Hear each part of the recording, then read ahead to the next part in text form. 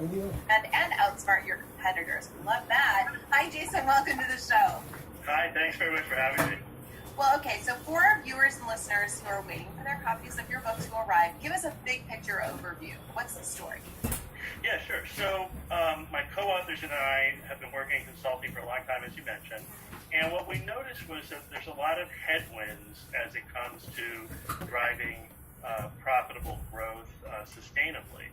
So a number of headwinds in terms of economic conditions, demographic shifts, technology, and of course disruption in most industries, right? Yes. Huge disruption in retail or in financial services or across multiple industries.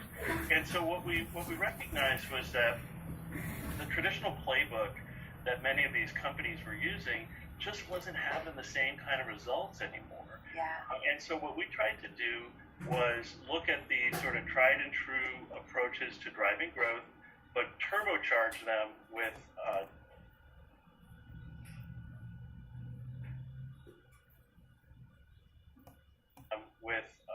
digital capabilities and with big data analytics, and in some cases get to a new way of replacing some of those tried and true approaches altogether.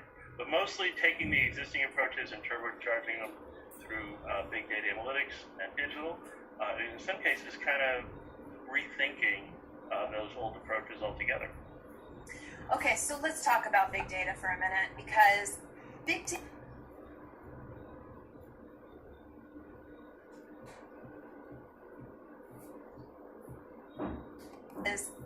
data is clearly important, clearly offers a level of precision that's really necessary for business growth today. And yet, it's super intimidating to a lot of people. So you say in the book, big data should be a part of the answer to profitable growth now and in the future, and it's important to understand its limitations too. So could you talk a little bit about how do we not become so intimidated by big data, and what are the limitations of it?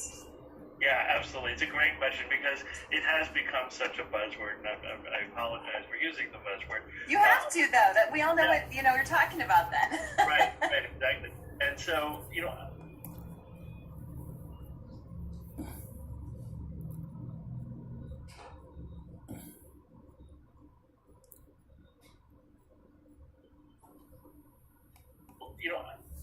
one of the dangers is that people sort of think big data is going to be this magic wand or a panacea for all of the growth-related issues. It does not replace your critical thinking and your problem solving. So what we found to be incredibly useful is to think through the frameworks and approaches. This is what we try to give people. We try to give people the whole gamut from, paper and pencil thought exercises all the way to big data analytics. Yeah. But if you start with those kind of paper and pencil thinking through and creating the framework, now you can leverage big data to the extent that you can to test those hypotheses that you've created. What we have seen is the opposite, where people plow through mountains and mountains of big data.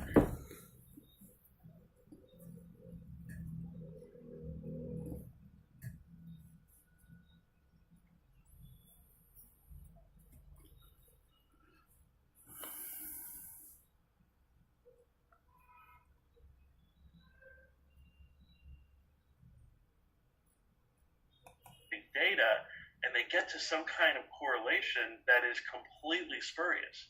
Right? Yes. They're seeing causality, but in fact they're not, and so they go down a rabbit hole of chasing something that's completely erroneous. So again, if you start from the critical thinking that that the humans are doing, not the machines, and think through and create the frameworks, now you can apply big data analytics to test your hypotheses and help you, as you said, get to finer and finer levels of precision or granularity. Yeah. Well, I have to say, anyone who understands spuriousness is okay in my book. So many people are clueless about that, and it makes me crazy. And outsmart your competitors. We love that. Hi, Jason. Welcome to the show.